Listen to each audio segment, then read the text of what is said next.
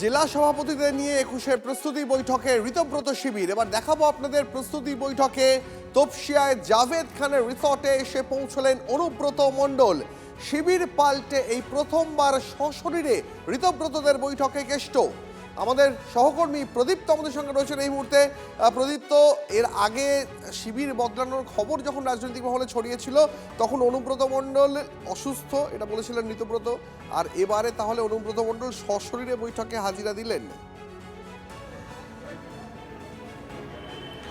দীপ, তুমি যে কথা বললে যে জাভেদ খানের একটি গার্ডেনে নয়, সেই জায়গাটা স্থান পরিবর্তন করে দক্ষিণ কলকাতার গড়িয়াহাট লাগোয়া একটি এলাকায় এই মুহূর্তে বৈঠক করছেন ঋতব্রত বন্দ্যোপাধ্যায়ের নেতৃত্বে যে শিবির তৈরি হয়েছে তারা, এবং সেই বৈঠকে যোগ দিতে এলেন বীরভূম জেলা সভাপতি অনুব্রত মণ্ডল। এবং তিনি সরাসরি বললেন যে তাকে জেলে যেতে হয়েছিল, তিহারে যেতে হয়েছিল অভিষেক বন্দ্যোপাধ্যায়ের সঙ্গে। মদন মিত্র আজ চলে গিয়েছেন, সেই প্রসঙ্গে তার বক্তব্য হচ্ছে যে কেউ থাকবে না, এমনকি ভোটের ফলাফল বেরোনোর পর অর্থাৎ 4 মের পর 4 বার মমতা বন্দ্যোপাধ্যায়ের সঙ্গে তার কথা হয়, আর বারংবারই কিন্তু বীরভূমের কেষ্ট তিনি মমতা বন্দ্যোপাধ্যায়কে বলেন যে নিজেকে শুধরে নিন, আপনি তো চোখে দেখেন না কানে দেখেন, এই ধরনের কথাবার্তাও কিন্তু হয়েছে। অর্থাৎ দূরত্ব কোথাও গিয়ে একটা তৈরি হচ্ছিল, এবং সেই দূরত্বের ফলই হয়তো ঋতব্রত বন্দ্যোপাধ্যায়ের শিবিরে অনুব্রত মণ্ডলের আশা, এবং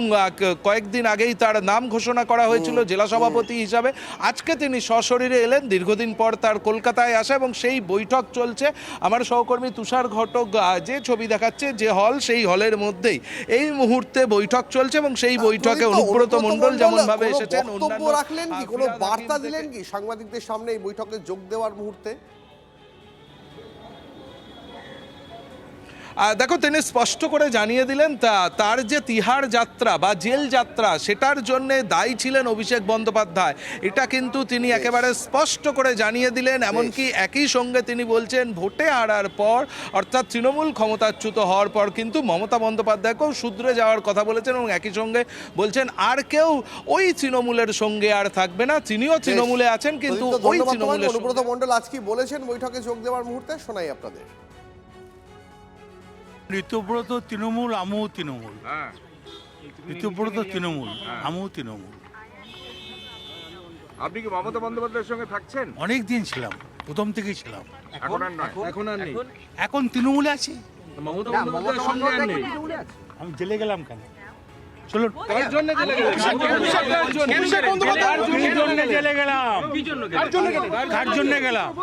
অভিষেক ব্যানার্জি। যে আপনার যেহেতু এই কেসটা হয়েছে তার জন্য কি আপনি হঠাৎ করে মমতা বাজে কথা বলেন না। আমি সব ভয় পাই না। মমতা বন্দ্যোপাধ্যায় আপনাকে ফোন করছে? 4 বার ফোন করেছিল ইলেকশন হারার পর। আলাম চোখে দেখো না কানে দেখো তুমি, আপনি বলেছেন আর শুধরেই নাও। অভিষেকের জন্য যে আপনাকে পর্যন্ত যেতে হবে। আমি বীরভূমে একটা পাথর আছে জানেন তো, পার ডে 3.5 কোটি টাকা আমি জমা দিতাম রেভিনিউ। সরকার পেত, ওই পাথরের জন্য সেটা হয়ে গেল 40 লাখ।